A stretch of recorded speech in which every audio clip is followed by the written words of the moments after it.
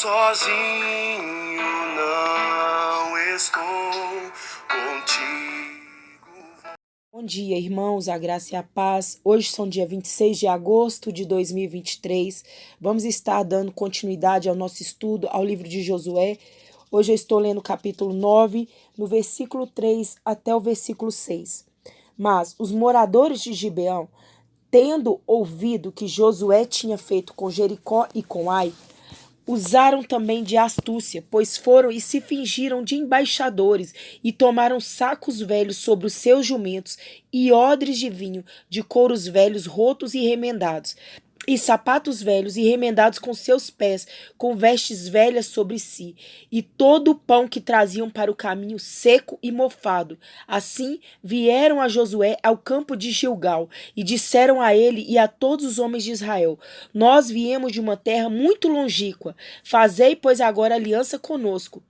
Amém, queridos? É só até aqui essa palavra. Hoje o estudo está falando sobre alianças. E nós vamos entender qual foi a proposta que chegou até o coração ali de Josué.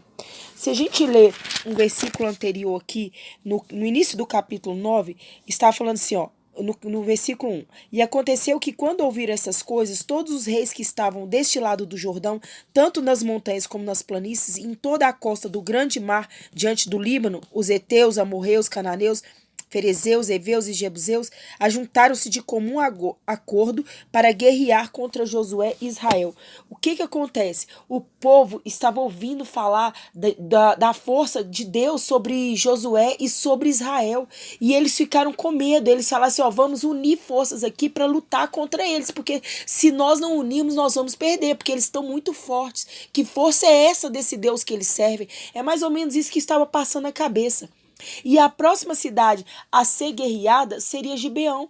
E aí o povo também entendeu a força e tiveram medo. O que eles falaram? Olha, em vez de lutar contra o Deus que eles servem, nós vamos nos unir a ele. Vamos usar de estratégia, vamos simular uma situação aqui para com que eles façam aliança conosco. E aí o que esses gibeonitas fizeram? Eles pegaram pão velho, vinho velho, pegaram, vestiram roupas velhas e foram lá e falaram assim, chegaram até Josué e falaram assim, ô Josué, nós estamos vindo de uma terra muito distante, nós estamos ouvindo falar da força do teu Deus e nós queríamos fazer uma aliança contigo, né? E Josué analisou, poxa, eles têm um pão velho, um pão mofado e um vinho velho. Bom, queridos, quando essa palavra, ela saltou aos meus olhos, pão velho e vinho velho, Deus falou algo em meu coração. Satanás, toda vez que ele vem com a proposta para perto de nós, ele vem com o pão da mentira, porque Jesus, ele fala na palavra dele, eu sou a verdade, né? E o pão que vem do céu ali, o maná, é o pão que vem das mãos do Senhor. É o pão que Deus entrega para aquele povo. E qual que é o pão? O que significa o pão na palavra de Deus, na Bíblia? O pão é o alimento, é a palavra de Deus. E aqueles homens vieram com pão mofado, o pão da mentira, um pão que não estava vindo da direção do Senhor. E o vinho velho, o vinho na Bíblia, ele representa alegria. E o que acontece? O inimigo, quando ele aparece para nós, parece que as coisas que ele traz nos traz alegria, nos traz uma falsa felicidade. Nossa, como que é legal, parece que é bom. Mas no fundo ali tem uma mentira, tem um engano. E a palavra do Senhor fala assim, Efésios 5:18, e não vos embriaguei com vinho em que há contenda, mas enchei-vos do Espírito. Né? O que acontece? Aquele vinho ali parecia que era o vinho que vinha de Deus, mas não era. Era um vinho falso que trazia uma falsa alegria, uma falsa esperança. Ah, mas o vinho estava mofado. O que quer dizer com isso? É porque Josué, quando ele vai trazer aquele povo ali que vai fazer aliança, ele olha as aparências físicas. Ele não consultou o Senhor teu Deus. Ele até faz uma pergunta para os gibeonitas: de onde vocês vêm? De onde vocês são? Eles acreditaram somente na palavra do homem. Josué deveria ter feito uma proposta, falar assim: olha, vocês podem até ficar aqui por uns dias, mas eu vou orar. Eu vou entrar em propósito de oração, de jejum. Na hora que eu tiver uma posição, eu falo com vocês. Josué não fez isso. Josué deu uma resposta rápida e foi lá e agiu no impulso. Né? E o que aconteceu? Eles fizeram aliança, prometeram que não ia destruir aquela terra.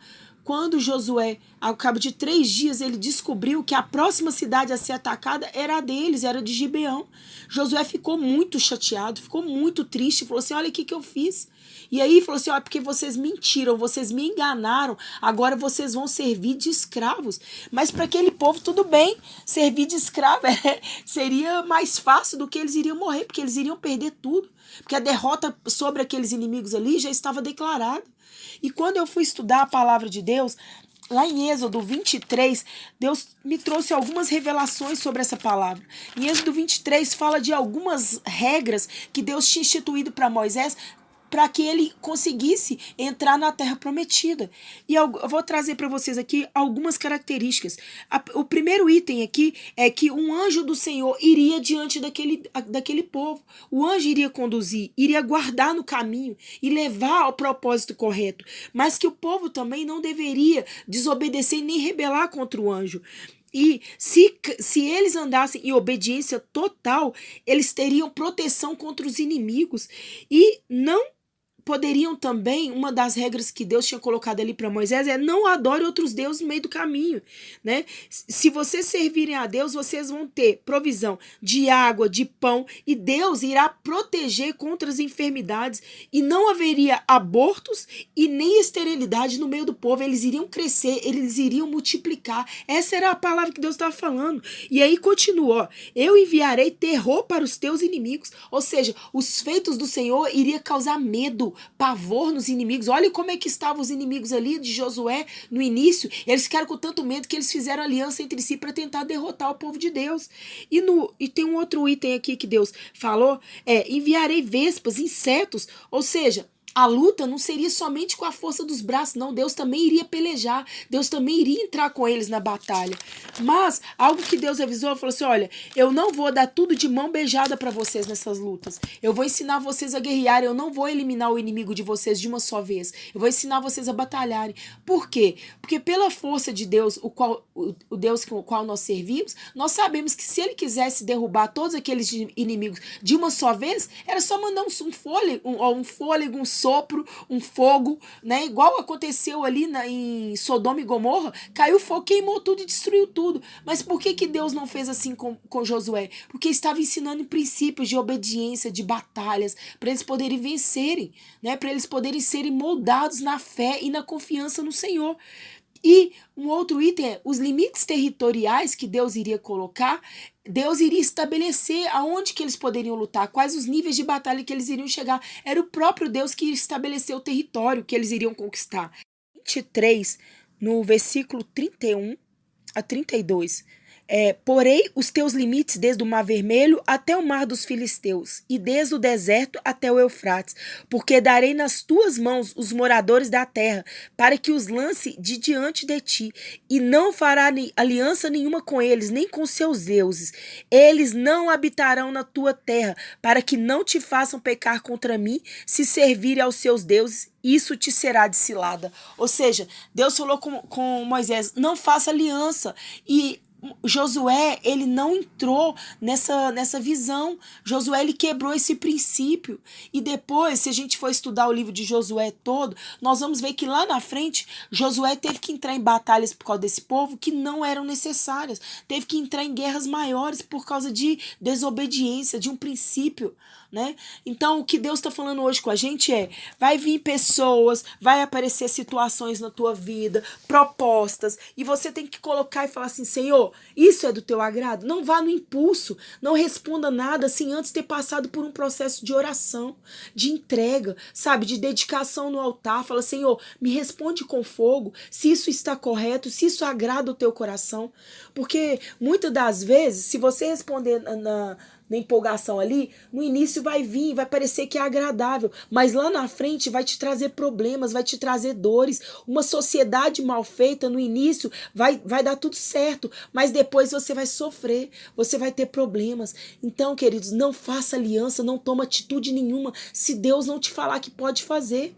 né? Outro dia eu estava até falando com uma amiga minha, falou, ó, eu tinha essa ideia e tal, mas eu não vou fazer nada por minha conta antes de Deus me responder. Eu vou fazer jejum, vou fazer oração. Se for de Deus, Deus vai falar que eu posso fazer. Porque, gente, eu já fiz coisas na força do meu braço, já fiz alianças, até com pessoas cristãs que falaram assim comigo, ó, vamos fazer uma sociedade aqui. Lá na frente, eu fui ver qual que era a característica daquelas pessoas, sabe? Eles não tinham a mesma visão, não tinham o mesmo compromisso de trabalho que eu tinha.